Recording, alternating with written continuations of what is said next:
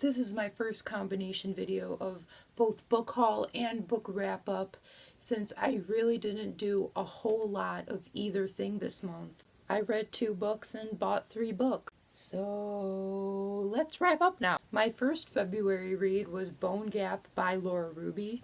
This book chronicles the lives of the people in the town of Bone Gap, Illinois, and centers around the main event in which one of the characters, Rosa, who is this mysterious Polish immigrant person, she's suddenly captured, but nobody seems to care because Bone Gap is like a small town and everyone seems to think she just like ran away. And we also have the character Finn, who is just striving to get her back, I guess, and find her along with his brother Sean, since they are connected to Rosa in some way. And it's just a really interesting book about just how people are in general in small towns, and also has elements of mystery and magical realism. This was an amazing novel. I rated it 4.5 stars. The writing was just simply amazing and impeccable. There were so many memorable quotes from it that I just took note of. If I had owned this book, I would have been like tabbing it like crazy. It dealt very strongly and nicely with themes of empowerment and learning to accept or even love someone's flaws, and just an overall theme of like accepting yourself. And I thought that really added to my enjoyment of the book. The characters were all characterized so well and all so individually. I'm not really going to reveal anything else because it's one of those books where you have to read it and find out to truly enjoy the message of the book. It's a book you can't really pinpoint in any one genre. Like, it's not contemporary, it's not mystery, it's not magical realism, because it has elements of all those and others. It's probably one of the most unique books I've read in a while. I could keep gushing on and talking about this book, but I'll just leave you with this one last quote. "We don't have your typical gaps around here, not gaps made of rocks or mountains. We have gaps in the world, in the space of things. So many places to lose yourself if you believe that they're there." The other book I read in February, which was on the complete opposite spectrum, was Mind Games by Kirsten White. Oh boy, where do I even begin with this book?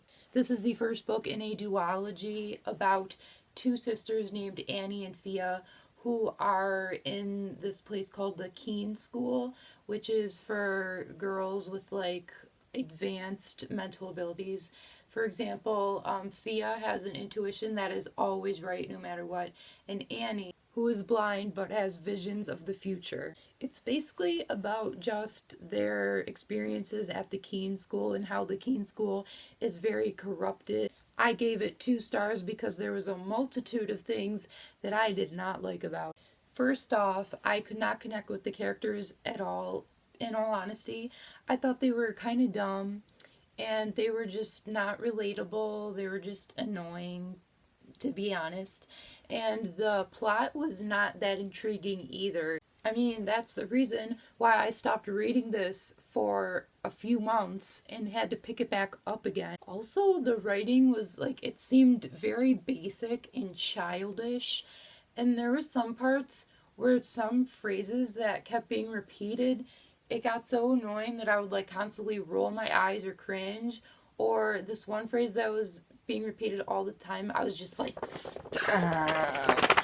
And then there was like a plot twist at the end that just like, it felt like it was thrown in there out of nowhere just to add a shock value. And I was like, okay, that's enough of talking about this, because if I keep talking about this, I'm gonna get mad. Now on to the book haul, consisting of 3 books, all purchased from Amazon because, you know, Amazon's cool. The first book is Please Ignore Verdites by A.S. King, which I read from the library around a year and a half ago, maybe. It was around that time frame.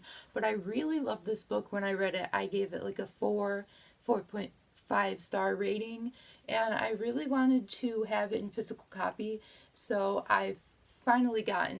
This book is about a girl named Verdites, who was secretly in love with her best friend Charlie until he died under mysterious circumstances, and then she tries to uncover the mystery behind his death, and she still has harboring feelings towards his death and towards him, and it's just a big theme of this book is self-discovery, and it was just a very empowering and inspirational read for me. Also, this paperback has like semi-deckled edges, which is kind of cool. The next book is Ice Like Fire by Sarah Rosh. This is the second book in the Snow Like Ashes trilogy, I think it is. I read the first book and really loved it, and I have it on my shelf somewhere over there.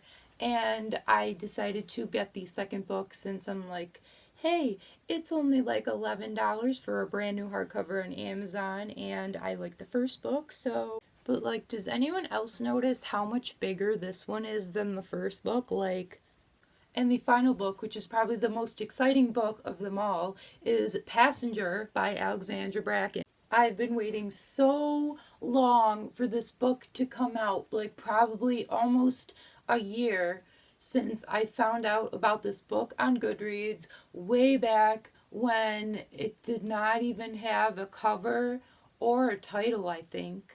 Did it have a title yet? I don't even know. But it sounded so cool and intriguing. I was immediately like, to read. This book is about Etta, who is a violin prodigy who is thrust into this journey through time. It's time travel. And Nicholas, who I believe is a person from the past who is from this clan called the Ironwoods. Oh, never mind. He's free from the Ironwoods. That's the complete opposite. I'm stupid. But anyway, it's about Etta and Nicholas's journey through time, which just sounds so amazing, and I'm so excited to read this book whenever I do. And that concludes this video. I hope you enjoyed this little combination thing, because it would have been pointless to do 2 short videos for each of these topics. So yeah, I'll see you in my next video, whatever that will be. So, bye!